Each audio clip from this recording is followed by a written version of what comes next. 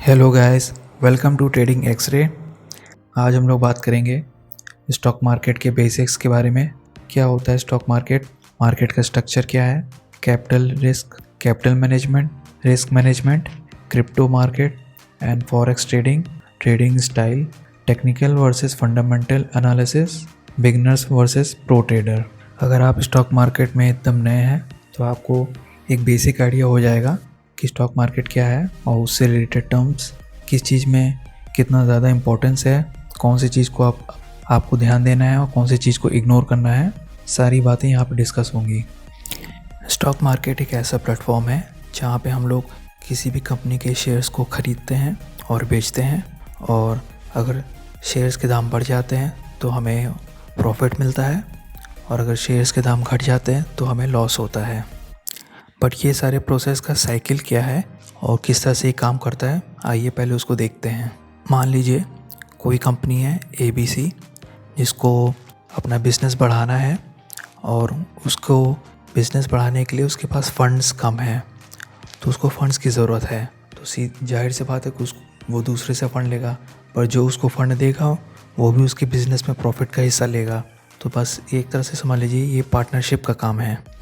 तो जो कंपनी किसी को पार्टनर बनाती है, उसका फ़ंड लेती है, तो उस फंड के हिसाब से जो भी उनका सेटलमेंट रहता है और फाइनल प्रॉफिट का कुछ परसेंटेज उसको अपने पार्टनर्स को देती है। मान लीजिए अगर 50% पे पार्टनरशिप हुई है तो जो भी प्रॉफिट उसको मिलेगा उसका 50% वो अपने पार्टनर को देगा, और अगर लॉस हो रहा है तो भी वहाँ पे वही सेम चीज़ है, तो उसके पार्टनर का भी लॉस हो जाएगा। अब स्टॉक मार्केट में यही चीज़ बड़े ही सिस्टमेटिक ढंग से होती है। तो समझ जाइए कि आप जब किसी भी कंपनी में कोई भी शेयर खरीदते हैं तो आप एक तरह से उसके पार्टनर ही बन रहे हैं। अगर किसी कंपनी को स्टॉक मार्केट में लिस्ट कराना है तो वो सबसे पहले सेबी के पास जाएगा। तो सेबी क्या है? सेबी एक गवर्नमेंट अथॉरिटी है जो सारे रूल्स रेगुलेशन को चेक करती है, कंपनी के भी, ब्रोकर के भी और आपके यानी रिटेलर के भी। एक बार सारे रूल्स रेगुलेशन अच्छे से फॉलो हो गए तो कंपनी स्टॉक मार्केट में लिस्ट हो जाएगी। इसी को IPO बोलते हैं। स्टॉक एक्सचेंज यही वो असली जगह है जहाँ पे हम लोग ट्रेड करते हैं, और सारे स्टॉक मार्केट के जितने भी चैनल हैं वो सब आके यहीं पे मिलते हैं। इंडिया के स्टॉक एक्सचेंज में 2 स्टॉक एक्सचेंज हैं, BSE यानी बॉम्बे स्टॉक एक्सचेंज, NSE यानी नेशनल स्टॉक एक्सचेंज। दोनों ऑलमोस्ट सेम ही हैं, बस अंतर ये है कि NSE में वॉल्यूम ज़्यादा है और उसमें फ़ॉरेन लोग भी काफ़ी इंटरेस्ट लेते हैं ट्रेडिंग करने के लिए। और इंडियन स्टॉक मार्केट के हिसाब से ऑलमोस्ट 5000 कंपनी है BSE और NSE को मिला के। ये वही 5000 कंपनी है जिसको सेबी ने अप्रूव किया हुआ है, तो वही कंपनी स्टॉक एक्सचेंज में लिस्ट होंगी और उन पे ही ट्रेड होगा। बट आपको अगर ट्रेड करना है तो आप डायरेक्टली स्टॉक एक्सचेंज से ट्रेडिंग नहीं कर सकते हैं। आपको स्टॉक एक्सचेंज में ट्रेड करने के लिए ब्रोकर की ज़रूरत पड़ेगी। और ब्रोकर क्या है? ब्रोकर असल में आपका डीमैट अकाउंट बनाएगा, जिसके थ्रू आपका bank account, trading account, demat account सब लिंक हो जाएगा, और फिर सारा काम सिस्टमेटिक ढंग से होगा। जो भी आप ट्रेड करेंगे, चाहे प्रॉफिट हो लॉस हो, सबका हिसाब किताब होगा, वो सीधा गवर्नमेंट के पास जाएगा। तब आप ट्रेड करने के लिए एलिजिबल हो जाते हैं। ब्रोकर कंपनी इंडिया की आप जानते ही हैं, जैसे Angel, Fyers, Alice Blue, Zerodha. ये लोग आपको डीमैट अकाउंट बना के स्टॉक एक्सचेंज से कनेक्ट करते हैं, और आप जो भी ट्रेड लेते हैं उसमें इन लोग अपना कमीशन लेते हैं, चाहे आपको प्रॉफिट हो या लॉस हो। उसमें कुछ हिस्सा ब्रोकर के पास भी जाता है, स्टॉक एक्सचेंज के पास भी जाता है, सेबी के पास भी जाता है। तो ये सब जितने भी टोटल टैक्स और कमीशन को जोड़ा जाए तो इसी को बोलते हैं ब्रोकरेज। तो यानी अगर आप प्रॉफिट कमा रहे हैं तो आपका प्रॉफिट ब्रोकरेज से ज़्यादा होना चाहिए। जब आपका अकाउंट बन के तैयार हो जाएगा तो आप कहीं से भी ट्रेड कर सकते हैं इंटरनेट के थ्रू, चाहे मोबाइल से ट्रेड लें या लैपटॉप से, या डायरेक्टली उनको फ़ोन करके भी आप ट्रेड ले सकते हैं। इंडेक्स क्या होता है? इंडेक्स एक्चुअली कुछ कंपनियों की लिस्ट होती है जो कि मार्केट कैप जिनका बहुत ज़्यादा होता है, जिनमें हल्का मूवमेंट आने से भी पूरे मार्केट में असर आने लगता है, उन कंपनियों की वो लिस्ट होती है। अब जैसे सेंसेक्स है तो BSE यानी बॉम्बे स्टॉक एक्सचेंज की जो टॉप की कंपनियाँ वो उनका ग्रुप है। निफ्टी 50 में NSE की कंपनी का ग्रुप है और बैंक निफ्टी में बैंक्स की जो टॉप की कंपनियां हैं उनका ग्रुप है। तो ये जो पूरा ग्रुप है, अगर ये पूरे ग्रुप की परफॉर्मेंस पॉजिटिव जा रही है तो ये बाकी इंडेक्स को भी अपने साथ ले लेती है। यानी ये सेंसेक्स, निफ्टी 50 और बैंक निफ्टी 99% टाइम एक ही डायरेक्शन में जाते हैं, या तो तीनों बढ़ेंगे या तो तीनों घटेंगे। हर कंट्री का अपना अलग अलग इंडेक्स होता है और उस इंडेक्स से आप उस कंपनी की ग्रोथ को भी देख सकते हैं।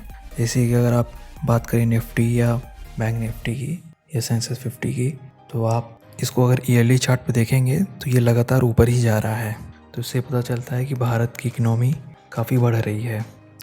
पूरे वर्ल्ड के इन्फ्लेशन और रिसेशन भी स्टॉक मार्केट के इंडेक्स से ही पता चलता है, या यूँ कहें कि उनकी वजह से इंडेक्स गिरता या बढ़ता है। इंडिया के स्टॉक मार्केट में 4 segment cash, future options, commodity and currency. एक बार आपका अकाउंट एक्टिवेट हो जाए तो आप इन चारों सेगमेंट में ट्रेडिंग कर सकते हैं। तो जानिए कि पहले इन चारों सेगमेंट में अंतर क्या है। कैश सेगमेंट को सबसे सेफेस्ट माना जाता है क्योंकि यहाँ पे आपको एक दिन में मैक्सिमम प्रॉफिट 20% का होगा और मैक्सिमम लॉस भी 20% का होगा।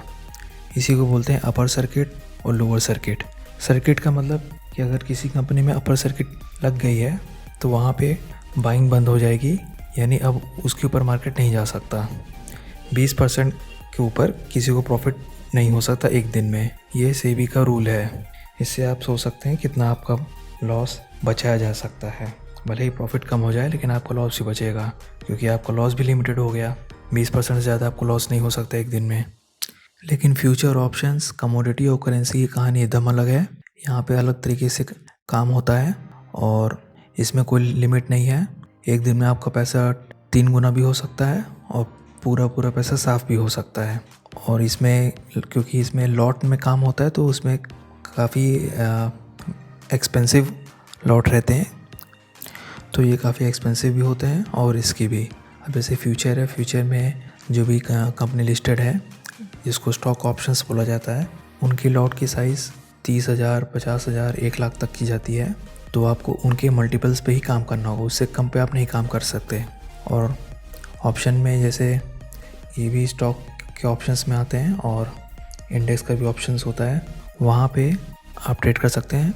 लेकिन इसमें ऑप्शन बहुत ज़्यादा वोलेटाइल होता है, बहुत ही तेज़ी से बढ़ता घटता है। एक ही दिन में पैसा ट्रिपल भी कर सकते हैं, ज़ीरो भी कर सकता है। और इंडेक्स का ऑप्शन सस्ता होता है, इसमें आप एक लॉट 5,000 तक का ले सकते हैं। बाकी स्टॉक ऑप्शन भी एक्सपेंसिव है, उसका लॉट 1,80,000 या 60,000 तक पड़ता है। तो समझ आइए कि कमोडिटी, ऑप्शंस और फ्यूचर, करेंसी ये सब सिर्फ प्रो ट्रेडर्स के लिए हैं। बिगनर्स ट्रेडर को यहाँ पे आना ही नहीं है। बिगनर्स ट्रेडर को पहले कैश में प्रैक्टिस करनी है, अपना हाथ सेट करना है, एक्यूरेसी बढ़ानी है, तब ये वाले सेगमेंट पे उसको काम करना होगा। चलिए अब जानते हैं कि बिगनर्स के लिए अलग अलग सेगमेंट में कितना कैपिटल लगता है और कितना प्रॉफिट पर मंथ कमा सकता है। अगर हम कैश सेगमेंट की बात करें तो क्योंकि कैश सेगमेंट जो कंपनी है उसका मूवमेंट बहुत ही स्लो होता है। एक दिन में 3%, 4% तक ही नॉर्मल जाता है। गिनती की कंपनी ही होती है जिसमें 5% के ऊपर मूवमेंट मिलता है। बाकी कहने को तो अपर सर्किट है 20%, पर वो जाता बहुत कम है। तो ओवरऑल इसमें मूवमेंट कम है, तो जाहिर सी बात इसमें कैपिटल आपका लगेगा ही। अगर आप 20,000 तक का भी कैपिटल लगाते हैं तो पूरे एक मंथ में आप 5% तक का ही प्रॉफिट ले पाएंगे। बहुत ज़्यादा किस्मत अच्छी रही तो 30% तक जा सकता है, लेकिन एवरेज जो प्रॉफिट है वो 5% के आसपास ही रहेगा पर मंथ। बट जैसे कि मैंने बताया कि कैश सेगमेंट में अपर सर्किट, लोअर सर्किट लगती है तो आपका कैपिटल काफ़ी सेफ़ रहता है। तो सबसे सेफ़ सेगमेंट है कैश मार्केट, और बिगनर्स को पहले कैश सेगमेंट में ही प्रैक्टिस करना चाहिए। ये जो भी कैपिटल स्क्रीन पे दिख रहा है ये मिनिमम कैपिटल है, मतलब आपको कम से कम इतना कैपिटल तो लगाना ही पड़ेगा अगर आपको काम चलाओ प्रॉफिट चाहिए। अब ऑप्शंस की बात करते हैं तो ऑप्शन में सबसे सस्ता ऑप्शन आता है निफ्टी का। उसमें आप एक लॉट 5,000 में ले सकते हैं और उसकी प्रॉफिट 30% से 300% तक जा सकता है। वैसे एक दिन में भी 300% जाता है पर बहुत रेयर जाता है, और उसमें भी टाइमिंग ही इम्पॉर्टेंट है। ज़रूरी नहीं है कि जिस दिन जाए आप उस दिन ट्रेड उसी समय ले पाएँ। तो जो नॉर्मल एवरेज है मंथली प्रॉफिट का वो 30% से 100% तक जाता है ऑप्शंस में। लेकिन इसमें इतनी ज़्यादा वोलेटिलिटी होती है कि कब मार्केट ऊपर चला जाए नीचे चला जाए आपको पता नहीं लगेगा। आपको एक दिन में पैसा 300% तक जा सकता है और एक दिन में पूरा पैसा साफ भी हो सकता है। तो ये काफ़ी डेंजरस होता है। और जो स्टॉक मार्केट का लोग बोलते हैं जुआ है, तो असली जुआ स्टॉक मार्केट का वो है ऑप्शंस। फ्यूचर सेगमेंट सबसे यूनिक सेगमेंट है। इसमें सबसे ज़्यादा कैपिटल लगता है, मतलब 1 लाख के नीचे तो आप भूल ही जाइए, आपको कोई लॉट मिलेगा ही नहीं। लेकिन इसकी मूवमेंट बहुत स्लो होती है, ये 1% 2% तक ही मूवमेंट देता है और उसी में आपको प्रॉफिट निकालना होता है। पर क्योंकि इसकी मूवमेंट लिमिटेड है और फ्यूचर में आप होल्डिंग पे भी शॉर्ट कर सकते हैं, कैश में नहीं कर सकते लेकिन फ्यूचर में कर सकते हैं। यानी आपको अगर पहले से पता हो कि कोई कंपनी गिरने वाली है अगले 1 हफ्ते में, तो आप 1 हफ्ते पहले से उसको शॉर्ट कर सकते हैं फ्यूचर में, तो आपको एक बढ़िया प्रॉफिट आराम से मिल जाएगा। यानी कि किसी ने कैश सेगमेंट में अच्छी खासी प्रैक्टिस कर ली है और वो डायरेक्टली फ्यूचर में आता है, तो वो तो आराम से प्रॉफिट कमा सकता है और फिर उसको ऑप्शंस और कम्युनिटी में जाने की ज़रूरत नहीं रहेगी। फ्यूचर में आप अगर 1,20,000 तक का कैपिटल लगाते हैं तब आपको पर मंथ का प्रॉफिट आपका 10% से 60% तक रहेगा। और कम्युनिटी सेक्शन सबसे अजीब सेक्शन होता है। यहाँ पे गिनती की कंपनी होती हैं, उनमें अक्सर वॉल्यूम कम होता है और मूवमेंट बहुत ही अजीब होता है, जैसे crude oil, natural gas, gold, silver, copper. और इसका भी लॉट जो है बहुत एक्सपेंसिव है, एक लॉट 50,000 या 1 लाख तक चला जाता है। और इसके मूवमेंट अजीब इसलिए है क्योंकि जब से मार्केट खुलती है 9 बजे, तो उस टाइम इसका कोई ख़ास मूवमेंट नहीं होता है, साइड ट्रेंड चलता रहता है। और फिर 4 बजे या 6 बजे के बाद से इस मूवमेंट आती है और फिर रॉकेट की तरह भागता है और काफ़ी अनएक्सपेक्टेड मूव भी देता है। तो ये थोड़ा और रिस्की हो जाता है।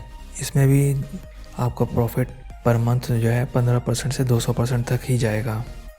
कैपिटल मैनेजमेंट ये एक ऐसा तरीका है जिसमें आप पूरे कैपिटल को एक ही बड़े स्मार्ट तरीके से मैनेज करते हैं। अब आपने अगर मान लीजिए 10 लाख रुपए लगा दिए स्टॉक मार्केट के लिए, तो अगर आप एक ही बार में पूरा कैपिटल लगा देंगे तो चांस प्रॉफिट और लॉस का तो बराबर ही होता है। प्रॉफिट हो भी सकता है, लॉस भी हो सकता है।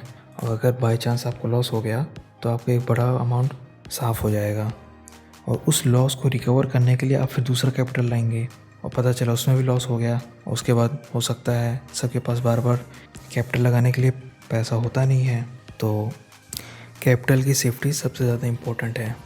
जैसे क्रिकेट मैच में भले ही रन स्टार्टिंग में कम बने लेकिन विकेट्स का बचा रहना ज़रूरी होता है, तो लास्ट के ओवर में वो खींच के रन खींच सकता है बैट्समैन, लेकिन जब विकेट ही चला जाएगा तो खेलेगा कैसे। तो यही हाल यहाँ भी है। कैपिटल में कैपिटल अगर बचा रहेगा, भले ही प्रॉफिट आपको ना आ रहा हो, तो आपको आगे मौका मिलता रहेगा दोबारा ट्रेड करने के लिए। तो इसलिए सबसे बेस्ट तरीका होता है कैपिटल मैनेजमेंट का कि इसको 10 पार्ट में डिवाइड कर दें और कैपिटल का सिर्फ 10% ही यूज़ करें जहाँ पे आप ट्रेड कर रहे हैं। और एक ट्रेड के भरोसे मत बैठे, मल्टीपल ट्रेड लें, क्योंकि जाहिर सी बात है कि एक ट्रेड प्रॉफिट हो या लॉस हो उसकी प्रोबेबिलिटी ज़्यादा है। पर आपने अगर रिसर्च किया हुआ है, आपको टेक्निकल एनालिसिस आती है, तो आप जब 10 ट्रेड लेंगे तब ओवरऑल आपको प्रॉफिट ही मिलेगा। हो सकता है 10 में आपको सिर्फ 6 में ही प्रॉफिट हो, 4 में लॉस हो जाए, तो भी ओवरऑल आपको प्रॉफिट होगा। और आपने अगर रिस्क रिवॉर्ड अच्छे से किया है, तो अगर 10 में 4 में प्रॉफिट होता है, 6 में लॉस होता है, तो भी आप ओवरऑल प्रॉफिट में रहेंगे। रिस्क मैनेजमेंट का सीधा सा मतलब है रिस्क रिवॉर्ड से। और रिस्क रिवॉर्ड क्या होता है, जब भी आप किसी कंपनी में ट्रेड लेते हैं तो वहाँ पे 3 चीज़ें मैटर करती हैं। पहला एंट्री पॉइंट, दूसरा स्टॉप लॉस और तीसरा टारगेट। एंट्री पॉइंट का मतलब किस प्राइस पे आपने उसके शेयर्स को ख़रीदा है, और स्टॉप लॉस का मतलब कि अगर आपका ट्रेड उल्टी डायरेक्शन में चला जाता है तो आप कहाँ तक उसको होल्ड करेंगे। तो एंट्री पॉइंट और स्टॉप लॉस के बीच में जो मार्जिन है उसको हम लोग बोलते हैं रिस्क। और टारगेट हो गया कि अगर आपने जिस पॉइंट पे ख़रीदा है आप कहाँ तक उसको आगे खींचना चाहते हैं, मतलब जब तक आप उसको होल्ड करेंगे जब तक वो आपका टारगेट अचीव ना हो पाए। तो एंट्री पॉइंट और टारगेट के बीच के मार्जिन को हम लोग बोलते हैं रिवॉर्ड। तो यानी रिस्क और रिवॉर्ड का जो रेशियो है वो हमेशा 1:2 होना चाहिए, यानी रिवॉर्ड रिस्क से बड़ा होना चाहिए। यानी टारगेट स्टॉप लॉस का डबल या डबल से ज़्यादा होना चाहिए। और अगर ऐसा नहीं होता है तब ऐसे भी पॉसिबिलिटी है कि 10 में 9 बार आपको प्रॉफिट हो और एक बार आपको लॉस हो, लेकिन ओवरऑल आप लॉस में चले जाएं क्योंकि आपका रिस्क रिवॉर्ड ख़राब है। और अगर रिस्क रिवॉर्ड 1:2, 1:3 ऐसे भी ऊपर का बन जाता है तो आप 10 में 3 बार भी प्रॉफिट लेंगे और 7 बार लॉस लेंगे तो भी आपका ओवरऑल प्रॉफिट ही रहेगा। तो ये पावर होती है रिस्क मैनेजमेंट की। इसका सीधा सा मतलब ये हुआ कि अगर आपने ट्रेड लिया है और आपको वो ट्रेड में लॉस हो गया, मान लीजिए 10,000 का, तो आपको अगली बार प्रॉफिट 20,000 पे ही बुक करना है, उससे पहले नहीं। यानी जो भी लॉस होगा उसका डबल या डबल से ज़्यादा प्रॉफिट आपको लेना ही लेना है, नहीं तो लॉस कवर नहीं हो पाता है। क्योंकि आप चाहे जो भी स्ट्रेटजी लगा लें, किसी भी स्ट्रेटजी में 60% से ज़्यादा एक्यूरेसी आपको मिलेगी ही नहीं। क्रिप्टो करेंसी नाम तो सुना ही होगा। बहुत लोग बोलते हैं क्रिप्टो करेंसी सेफ़ है, इसमें सबसे तेज़ी से पैसा बनता है। और बहुत लोग बोलते हैं क्रिप्टो करेंसी एक पूरा स्कैम है, इससे दूर रहना चाहिए। और आप लोग कंफ्यूज हो जाते हैं कि इसमें ट्रेड करना चाहिए कि नहीं करना चाहिए। ट्रेडिंग तो आप बाद में करेंगे, पहले जान लीजिए क्रिप्टो करेंसी होता क्या है, क्योंकि इसका कॉन्सेप्ट नॉर्मल मार्केट से एकदम अलग है। तो क्रिप्टो करेंसी को समझने के लिए पहले कुछ टर्म्स हैं, उनको समझ लेते हैं। Digital currency, crypto currency actual में डिजिटल करेंसी है। और नॉर्मल करेंसी आप जो जानते हैं, जैसे आपकी कंट्री का जो नोट है, जैसे इंडिया में रुपीज़ है, अमेरिका में डॉलर है, बाकी अलग अलग कंट्री का अपनी अपनी करेंसी है, तो वो उसको फिज़िकल करेंसी बोला जाता है। और डिजिटल करेंसी जो है वो क्रिप्टो करेंसी है। फिज़िकल करेंसी में अगर आप 2000 की नोट रखे हुए हैं और गवर्नमेंट जब चाहे तब उसकी वैल्यू बढ़ा सकती है और गिरा सकती है। मतलब जैसे इन्फ्लेशन या रिसेशन आएगा तो आप भले ही आप जितना नोट इकट्ठा किए रहेंगे आपको लगेगा कि मैं तो बहुत अमीर हो गया हूँ, लेकिन अगर ओवरऑल इन्फ्लेशन ही बढ़ जाए तो वो किसी काम का नहीं रहेगा। कुल मिला के कहने का मतलब ये है कि फ़िज़िकल करेंसी में गवर्नमेंट का कंट्रोल रहता है, पर डिजिटल करेंसी में कोई कंट्रोल नहीं है। डिजिटल करेंसी में जो एक बार सेट हो गया उसकी वैल्यू वही रहेगी और वो स्टॉक मार्केट के हिसाब से चलती रहेगी, उसमें गवर्नमेंट का कोई हाथ नहीं है। क्रिप्टो करेंसी असल में सिर्फ स्टॉक मार्केट में ट्रेडिंग के लिए नहीं होती, बल्कि पेमेंट के लिए भी लोग क्रिप्टो को यूज़ करते हैं। तो आप समझ सकते हैं कि ये कितने हाई लेवल की चीज़ें हैं। डिसेंट्रलाइज सिस्टम और सेंट्रलाइज सिस्टम। क्रिप्टो करेंसी जो है वो एक तरह से डिसेंट्रलाइज्ड है, यानी इस पर किसी की भी अथॉरिटी नहीं है, किसी गवर्नमेंट का कंट्रोल नहीं है। और जो हम लोग सिस्टम यूज़ करते हैं, जैसे स्टॉक मार्केट हो गया, अपना इंडेक्स, इंडिया का स्टॉक मार्केट, NSE, BSE, ये सब सेंट्रलाइज्ड है, यानी गवर्नमेंट इसको पूरी तरह से कंट्रोल करती है। वो जब चाहे इसको खोले, जब चाहे बंद करे, जब चाहे ब्रोकरेज बढ़ा दे, टैक्स फालतू की लगा दे या कुछ रूल्स रेगुलेशन ऐसे कर दे जिससे आपका आया हुआ प्रॉफिट भी टैक्स में चला जाए। तो गवर्नमेंट कुछ भी कर सकती है, तो वो उस सिस्टम को बोलते हैं सेंट्रलाइज सिस्टम। डिसेंट्रलाइज सिस्टम ये है क्योंकि ये इसको कौन कंट्रोल कर रहा है कोई नहीं जानता। इंटरनेट पे अलग अलग कंप्यूटर्स को जोड़ के एक नोड्स बनाए गए हैं और ये उसी पे काम करता है। इसका किसी का इस पे कोई कंट्रोल नहीं है। ब्लॉकचेन, यही वो टेक्नोलॉजी है जिसने क्रिप्टो करेंसी को डिसेंट्रलाइज किया हुआ है और अपने नॉर्मल बैंक से भी ज़्यादा सिक्योरिटी दी हुई है। इसी वजह से लोग क्रिप्टो पे ट्रस्ट कर रहे हैं। ब्लॉकचेन एक ऐसी टेक्नोलॉजी है जिसमें अलग अलग कंप्यूटर्स को जोड़ा गया है और इसमें कोई भी ट्रांजैक्शन होता है वो हर ट्रांजैक्शन का रिकॉर्ड होता है, यानी कोई भी इसमें मैनिपुलेशन नहीं कर सकता कि अगर कोई 10 करोड़ भेज रहा है और फिर अचानक से उसको कम कर दे या ज़्यादा कर दे, इस तरह की खुराफात वाले काम नहीं हो सकते ब्लॉकचेन की वजह से।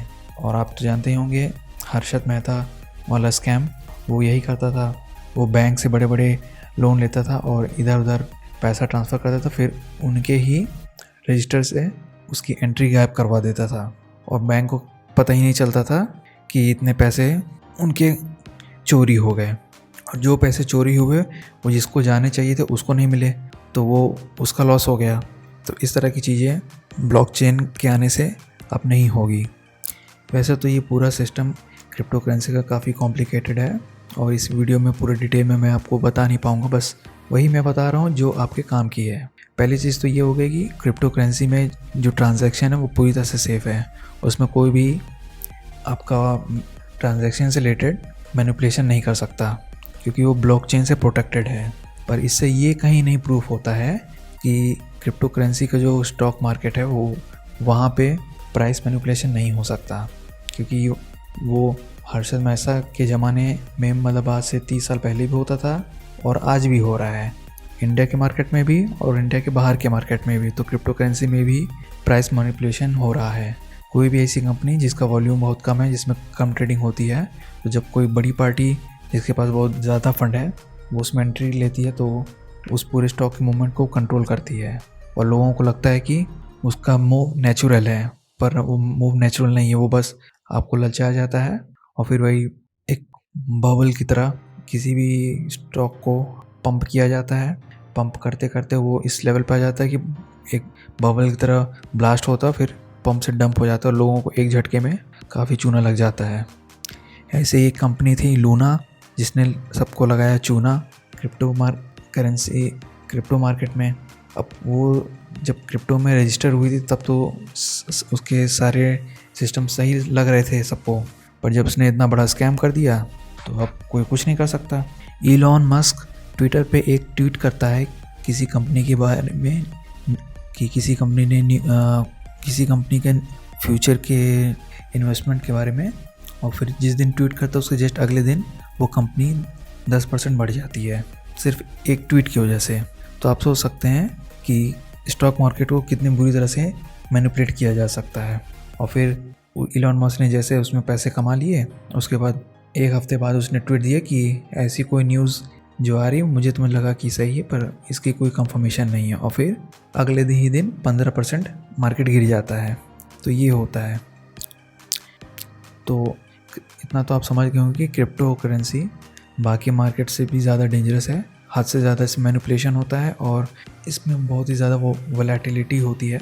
तो इसमें सिर्फ और सिर्फ उसी को आना चाहिए जिसने बाकी सारे मार्केट में झंडे गाड़ रखे हों और बहुत अच्छा खासा प्रॉफिट कमा लिया हो। अगर आप अपने इंडियन मार्केट में ही पैसा नहीं कमा पा रहे हैं तो क्रिप्टो करेंसी के बारे में सोचिएगा भी मत, नहीं तो जो बचा खुचा आपके पास है वो भी एक दिन में साफ़ हो जाएगा। फॉरेक्स ट्रेडिंग, जब आप ट्रेडिंग की दुनिया में आ ही गए हैं तो आपने ये वर्ड भी सुना ही होगा, फॉरेक्स। क्या होता है फॉरेक्स? बहुत लोग इसमें काफ़ी कंफ्यूज होते हैं। कोई कंफ्यूजन की ज़रूरत नहीं, क्योंकि बहुत ही सिंपल तरीका है इसको समझने का। कि जैसे आपकी जो करेंसी है और फॉरेन की जो करेंसी है, तो अगर आप इंडिया से डॉलर या डॉलर से इंडिया में कन्वर्जन करेंगे तो आपको मान लीजिए $1 पे 80 रुपये मिल रहा है। तो अब आप 1 घंटे बाद कन्वर्ट करेंगे तो हो सकता है $1 पे आपको 80 रुपये 20 पैसे मिल जाएं। यानी ये जो कन्वर्जन रेट है ये हर मिनट हर सेकंड चेंज होता रहता है। बहुत ज़्यादा नहीं चेंज होता, लेकिन चेंज होता रहता है। तो लोग इस पे भी ट्रेडिंग करते हैं और इसका जो चेंजेस होता है वो 1.5-2% से भी कम ही रहता है। लेकिन इसमें आपको एक एक्स्ट्रा चीज़ मिलती है। हम सबको पता है कि 2% से तो कुछ फ़ायदा होगा नहीं, लेकिन 200% पे आपको 500 या उससे भी ज़्यादा टाइम्स का लेवरेज मिलता है। इसका मतलब ये हुआ कि जिस कंपनी से आपने फॉरेक्स का अकाउंट खुलवाया है तो आप 1000 रुपये में 5 लाख तक का ट्रेड कर सकते हैं। तो ये सुनने में तो बहुत अच्छा लग रहा है, पर ये उतना ही डेंजरस भी है, क्योंकि लेवरेज बढ़ाने से प्रॉफिट बढ़ता है तो लॉस भी बढ़ता है।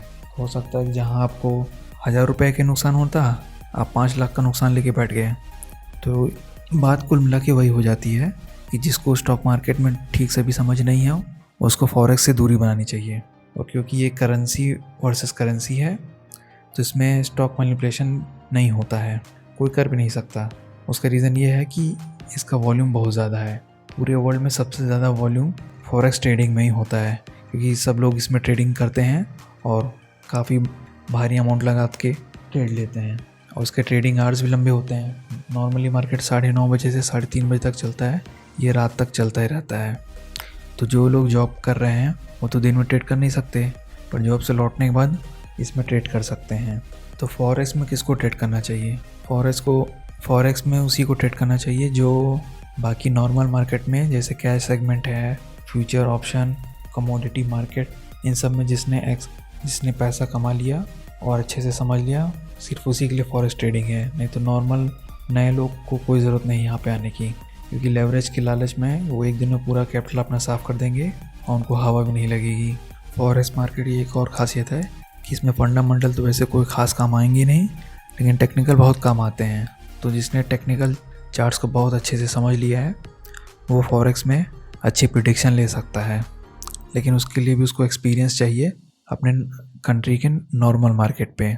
ये चार्ट जो है ट्रेडिंग स्टाइल पे बना हुआ है और ये ट्रेडिंग स्टाइल टाइम फ्रेम के बेस पे बनी हुई है, यानी आपका जो ट्रेडिंग है वो कौन से टाइम फ्रेम पे काम करता है, जैसे scalping, day trading, swing trading, positional trading. तो आइए सबको देखते हैं और इनमें क्या क्या इम्पोर्टेंट पॉइंट्स हैं उसे डिस्कस करते हैं, क्योंकि आपको ट्रेडिंग करने से पहले ये पता होना चाहिए आपकी ट्रेडिंग स्टाइल क्या है, क्योंकि हर स्टाइल के अपने अपने प्रो और कॉन्स हैं, उनके बारे में आपको पता होना चाहिए। जैसे सबसे पहला है स्कैल्पिंग। स्कैल्पिंग क्या होता है कि जैसे निफ्टी, बैंक निफ्टी में बहुत ज़्यादा वॉल्यूम होता है और मार्केट मूवमेंट बहुत स्पीड में होता है, तो यहाँ पे जो लोग स्कैल्पिंग करते हैं वो सेकंड्स में ट्रेड करते हैं। सेकंड्स में मतलब अभी शेयर्स खरीद लिया तो हो सकता है 10 सेकंड बाद बेच दें या 1.5 मिनट 2 मिनट में बेच दें। वो ज़्यादा देर होल्ड नहीं करते, उनके टोटल होल्डिंग टाइम मिनट्स में होते हैं, 2 मिनट 5 मिनट, और उसी में मार्केट मूव करता है, उनको प्रॉफिट हो जाता है। कभी कभी तो 10 सेकंड में ही आदमी का पैसा 50% मूव कर जाता है, लेकिन ऐसा सिर्फ इंडेक्स में ही पॉसिबल है और जगह ऐसा नहीं होता है। और स्कैल्पिंग में ट्रेडिंग सिग्नल एक दिन में आपको कई बार मिलेंगे, क्योंकि आपको बस छोटे छोटे प्रॉफिट ही कमाने हैं। 20 पॉइंट 30 पॉइंट के मूवमेंट को पकड़ना है और उन्हीं पर ट्रेड करना है। और स्कैल्पिंग के लिए चार्ट इंटरवल एनालिसिस हम लोग यूज़ करते हैं, 1 मिनट का, 5 मिनट का। अब एक बार ट्रेड मॉनिटरिंग, एक बार स्कैल्पिंग का ट्रेड ले लिया तो आपको जब तक वो ट्रेड बना हो आप आँख गड़ा के उसको देखना है। आप स्क्रीन को छोड़ नहीं सकते, क्योंकि जितनी स्पीड में आपका पैसा बन रहा है उसी स्पीड से पैसा साफ भी हो सकता है। Day trading. डे ट्रेडिंग में इसे आप इंट्राडे ट्रेडिंग भी कह सकते हैं। जिस दिन आपने ख़रीदा उसी दिन आपने बेचा। इसके सिग्नल्स बहुत कम मिलते हैं और इसमें होल्डिंग आपकी घंटे भर तक की रहती है। जैसे कि अगर आपने सुबह मार्केट खुलते ही ख़रीद लिया तो हो सकता है आपको 2-3 घंटे लग जाएं आपके प्रॉफिट आने में। और डे ट्रेडिंग के लिए हम लोग चार्ट यूज़ करते हैं 15 मिनट और 1 घंटे का, और इसमें भी आपको ट्रेड को मॉनिटर करना पड़ता है, आप बीच में उसको छोड़ के जा नहीं सकते। स्विंग ट्रेडिंग, इसका टाइम फ्रेम मीडियम टर्म है और उसके सिग्नल बहुत ही कम मिलते हैं, वो भी वीकली बेसिस पे मिलते हैं। और होल्डिंग टाइम स्विंग ट्रेडिंग का हफ्ते से महीने भर तक जा सकता है, यानी 1 हफ्ते से 3 महीने तक जा सकता है, तो उसे हम लोग स्विंग ट्रेडिंग बोलते हैं। और इसमें हम लोग जो चार्ट्स देखते हैं वो होता है 1 घंटा या डेली। और एक बार आपने स्विंग ट्रेडिंग का ट्रेड ले लिया तो मॉनिटर करने के लिए आपके पास बहुत टाइम रहता है, तो आप 1 हफ्ते में अगर एक बार भी देख रहे हैं तो उससे भी कोई ख़ास नुकसान नहीं होगा आपका। और पोजिशनल ट्रेडिंग, ये तो समझ जाइए इसको एक तरह से इन्वेस्टमेंट ही बोला जाएगा, क्योंकि बहुत लॉन्ग टर्म के लिए लिया जाता है। अब इसमें अब ट्रेडिंग सिग्नल तो बहुत ही कम आता है, साल में 2-3 बार ही आपको मौका मिलेगा, और एक बार आपने ट्रेड ले लिया तो आपको होल्ड करना पड़ता है महीने और साल भर, हो सकता है 5 साल तक भी आपको होल्ड करना पड़ जाए। और इसमें हम लोग चार्ट देखते हैं वीकली और मंथली का। और पोजिशनल ट्रेडिंग एक बार ले लिया तो आप इसको महीने महीने में ही चेक करें तो भी कोई ख़ास अंतर नहीं पड़ेगा, क्योंकि मूवमेंट तो बहुत कम ही रहती है। इसमें एक और टाइप का ट्रेड होता है जिसको हम लोग बोलते हैं BTST, यानी बाय टुडे सेल टुमारो। और उसको ट्रेड करने का तरीका होता है कि अगर मार्केट 3:30 बजे बंद हो रही है तो 3:15 बजे ही आप डिसाइड कर लेंगे कि आपको कौन सा शेयर ख़रीदना है। तो 15 मिनट इधर के, और जैसे ही अगले दिन मार्केट खुलता है तो पहले ही 15 मिनट में उसको बेच देना है, चाहे प्रॉफिट हो या लॉस हो। तो आप सोच रहे होंगे कि 15 मिनट के गैप में 15 मिनट इधर और 15 मिनट उधर होकर जोड़े तो उस आधे घंटे में आपको कितना प्रॉफिट हो जाएगा। यही सबसे बड़ी बात है, इसको हम लोग बोलते हैं गैप ट्रेडिंग। जब किसी मार्केट में पिछले दिन के क्लोजिंग से और आज के दिन की ओपनिंग में एक बड़ा गैप आता है तो इसी को हम लोग बोलते हैं गैप ट्रेडिंग करना, जिसका मतलब है BTST। इसको आप उल्टा भी कर सकते हैं, वो STBT हो जाएगा, यानी सेल टुडे बाय टुमारो, पर मतलब दोनों का वही है। ये बहुत ही, इसके मौके बहुत ही कम मिलते हैं, पर जब मिलते हैं तो सबसे कम टाइम में सबसे ज़्यादा प्रॉफिट यही दे सकता है। इसका ट्रेडिंग टाइम फ्रेम हो जाएगा सेम डे, और ट्रेडिंग सिग्नल बहुत कम, महीने में 1-2 बार ही आपको मिलेगा। होल्डिंग टाइम आपका समझ लीजिए आधा घंटा, और चार्ट आप वही यूज़ करेंगे जो इंटरडे के लिए यूज़ करते हैं। और मॉनिटर तो करने की कोई ज़रूरत नहीं, क्योंकि अगर आपने ट्रेड ले लिया तो अगले दिन उसको खुलते ही आपको बेच देना है। Technical analysis versus fundamental analysis. Technical analysis में जितने भी ट्रेडर्स हैं वो पूरी तरह से चार्ट्स पे और पास्ट प्राइस बिहेवियर पे डिपेंड होते हैं। इसके लिए वो अलग अलग इंडिकेटर और टूल्स यूज़ करते हैं, और उनके बेसिस पे ट्रेड को प्रिडिक्ट करते हैं। जैसे चार्ट पैटर्न हो गया, head and shoulder, cap and handle, indicator में आपका हो गया RSI, moving average, McD etcetera. और फंडामेंटल में कंपनी की बैलेंस शीट देखी जाती है, उसमें कितना इन्वेस्टमेंट आ रहा है, कितना खर्चा हो रहा है, कितना उसने लोन लिया हुआ है, लोन को चुका पाएगा या नहीं, ये सारी चीज़ें फंडामेंटल में मायने रखती है। फंडामेंटल एनालिसिस में कंपनी से रिलेटेड अनाउंसमेंट, जैसे किसी दो कंपनी का मर्जर हो रहा है, या किसी को एक बड़ा कॉन्ट्रैक्ट मिला है, या क्वार्टर रिजल्ट आ रहे हैं, या कोई भी और इम्पोर्टेंट न्यूज़ जो उसके स्टॉक प्राइस को मूव कर दे, तो वो सारी चीज़ें फंडामेंटल एनालिसिस के अंदर आती हैं। और ट्रेडर्स का पूरा बिलीव ये रहता है कि जितने भी न्यूज़, इवेंट और इकोनॉमिक एक्टिविटीज़ हो रही है नेशनल या इंटरनेशनल, उनकी वजह से मार्केट मूव हो रहा है। लेकिन टेक्निकल एनालिसिस में सिर्फ और सिर्फ प्राइस एक्शन के भरोसे ही ट्रेडर्स ट्रेड करते हैं। उनको न्यूज़ से कोई मतलब ही नहीं होता है, वो सारी चीज़ चार्ट्स पे ही देखते हैं और चार्ट्स पे ही वो प्रिडिक्ट करते हैं। बिगिनर्स के लिए सबसे बेस्ट वेबसाइट है मनी कंट्रोल। यहाँ पे आपको किसी भी कंपनी का टेक्निकल और फंडामेंटल दोनों मिल जाएगा। ये एक कैंडलस्टिक चार्ट है। यहाँ पे आप इसका टाइम फ्रेम भी चेंज कर सकते हैं, चाहे इंटरडे लगाएं 5 मिनट, 15 मिनट, 30 मिनट, या डेली, वीकली, मंथली। यहाँ भी डिफरेंट तरीके के चार्ट्स हैं। एक कैंडलस्टिक चार्ट है, लाइन चार्ट है, एक अनाशी है, और ये है इंडिकेटर की लिस्ट। यहाँ आपको लगभग सारे इंडिकेटर मिल जाएंगे, और जो काम के हैं वो तो आराम से मिल ही जाएगा। अब इंडिकेटर्स को लगा के चेक करते हैं कि चार्ट्स में वो कैसे दिखते हैं और उससे हम क्या डिसीज़न ले सकते हैं। जैसे कि आप देख पा रहे हैं, RSI की वैल्यू जैसे ही बढ़ रही है वैसे वैसे स्टॉक की वैल्यू भी बढ़ रही है, और बॉलिंजर बैंड में भी वो अब अपर बैंड पे ही चल रहा है। इस तरीके से हम लोग इंडिकेटर की मदद से किसी भी चार्ट की एनालिसिस और प्रिडिक्शन कर सकते हैं। अब देखते हैं प्राइस एक्शन से हम लोग क्या देख सकते हैं। बस एक सिंपल सी ट्रेंड लाइन ही बना देते हैं, तो आप देख सकते हैं कि जैसे ही मार्केट ने ट्रेंड लाइन को छुआ है वहाँ पे सपोर्ट लिया है, और उसके बाद रॉकेट की तरह ऊपर वापस भागा है। तो इसके अलावा भी और भी बहुत से टूल्स हैं जो आप यूज़ कर सकते हैं प्राइस एक्शन के लिए, पर आपको उसको पहले सीखना होगा, तभी आपको समझ में आएगा कि इसको यूज़ कैसे करना है। अब आइए देखते हैं फंडामेंटल एनालिसिस।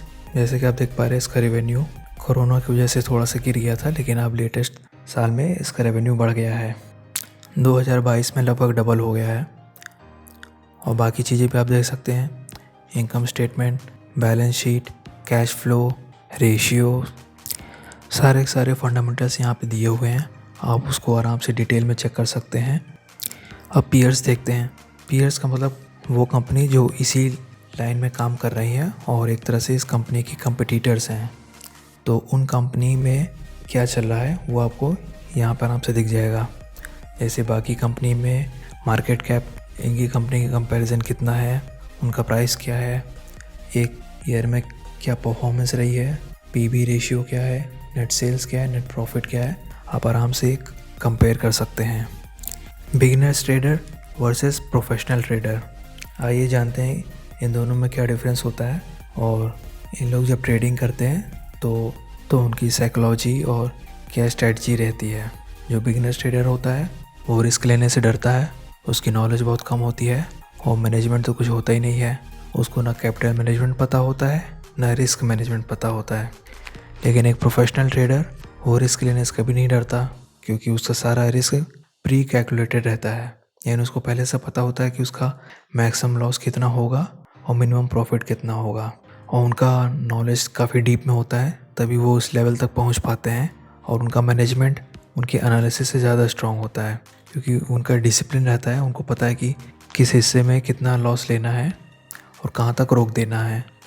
क्योंकि एमेचर को जब लॉस होता है तो वो रुकता ही नहीं है, वो बस उम्मीद में लगा रहता है कि अब मार्केट ऊपर जाएगा और उसको लॉस रिकवर करेगा। पर प्रो ट्रेडर ये गलती नहीं करता है। जो बिगनर्स ट्रेडर होते हैं वो होप ट्रेडिंग करते हैं, वो बस इस उम्मीद में लगे रहते हैं कि जल्दी से जल्दी जितना ज़्यादा पैसा मिल जाए उतना बढ़िया है, और उस तरीके से वो ऊट पटांग ट्रेड लेंगे, ऐसे ट्रेड लेंगे जहाँ पे रिस्क बहुत ज़्यादा होता है। प्रॉफिट उनको हो भी सकता है, ऐसा भी हो सकता है वो एक ही दिन में पैसा ट्रिपल कर लें, लेकिन क्या ये सही तरीका है? क्या ये लॉन्ग टर्म में काम करेगा? नहीं। और प्रोफेशनल ट्रेडर है वो पूरे मार्केट को अच्छे से स्टडी करेगा, और मार्केट को वो जुआ नहीं समझता है, ना ही अर्निंग प्लेटफॉर्म समझता है। वो मार्केट को रिसर्च के पर्पस से उसको देखता है, और मार्केट उसकी नज़र में एक मार्केट नहीं है, वो गेम ऑफ प्रोबेबिलिटीज़ है, क्योंकि उसको भी पता है कि वो चाहे जितनी एनालिसिस कर ले कभी भी उसकी एक्यूरेसी 60-65 के ऊपर नहीं जा पाएगी। तो उसको वो ट्रेड खोजना है जिसमें सक्सेस रेट कम से कम 65% उसको मिले और अच्छे से मिले। बिगिनर्स ट्रेडर में इमोशन का कोई कंट्रोल नहीं होता है, यानी वो जो एनालिसिस किया भी रहता है वो अपने ही रूल्स को फॉलो नहीं करता है, क्योंकि जब वो ट्रेडिंग करता है और अचानक से उसको बड़े प्रॉफिट हो जाते हैं तो उसने जो रूल्स बनाए रहते हैं उनको तोड़ देता है और अपना अमाउंट बढ़ा लेता है, और फिर जब उसको लॉस हो जाता है तो इतना सदमे में आ जाता है, या तो वो ओवर ट्रेडिंग करता है या फिर कुछ ना कुछ गलती कर बैठता है। तो कुल मिला के उसका इमोशनल कंट्रोल जो है उसको ले डूबता है। लेकिन प्रो ट्रेडर्स, उनको तो पहले से पता है कि मार्केट जो है गेम ऑफ प्रोबेबिलिटीज़ है, यानी पूरी तरह से मैथ पे ही डिपेंड है। स्टॉक मार्केट में इमोशन का कोई रोल ही नहीं है। तो अगर आपको बहुत ज़्यादा प्रॉफिट हो जाए तो ना आपको खुश होना है, या आपको बहुत बड़ा लॉस हो जाए तो आपको ना उसमें दुख होना है। आपको बस हर चीज़ की कैलकुलेशन करनी है, कितना आपको रिस्क लेना है, कितना आपको रिवॉर्ड रखना है। जो बिगनर्स ट्रेडर हैं उनकी सबसे बड़ी कमज़ोरी ये है कि अगर ट्रेड उनके अपोजिट डायरेक्शन में चला गया तो वो इतना ज़्यादा उसमें परेशान हो जाते हैं, सदमे में आ जाते हैं कि कुछ ना कुछ गलती कर बैठते हैं। उनको ये नहीं समझ में आता कि किसी भी स्ट्रेटजी की सक्सेस रेट 60% से ज़्यादा नहीं होती है, यानी आप चाहे जितना एनालिसिस कर लें 10 में आपको 4 बार लॉस लेना ही लेना है। तो यहाँ पे एक ही चीज़ काम करती है, रिस्क रिवॉर्ड रेशियो। तो यानी एक्यूरेसी से ज़्यादा मैटर करता है रिस्क रिवॉर्ड रेशियो, और ये चीज़ प्रो ट्रेडर्स को पता है। वो हर चीज़ की डिटेल में रिसर्च किए रहते हैं और सब कुछ कैलकुलेशन का पहले से बना रहता है। प्रो ट्रेडर्स को पहले से पता होता है वो क्या ढूंढ रहा है और उसको कैसे ट्रेड करना है। पूरी प्लानिंग पहले से बनी रहती है, और अपने रिस्क रिवॉर्ड को भी उन प्रो ट्रेडर्स पहले से ही कैलकुलेट किया रहता है, तो इसीलिए उसको ट्रेड में कभी डर नहीं लगता। टेक्निकल एनालिसिस के बारे में और डिटेल में जानने के लिए मेरी कैंडलस्टिक की प्लेलिस्ट को देखिए और इंडिकेटर की भी।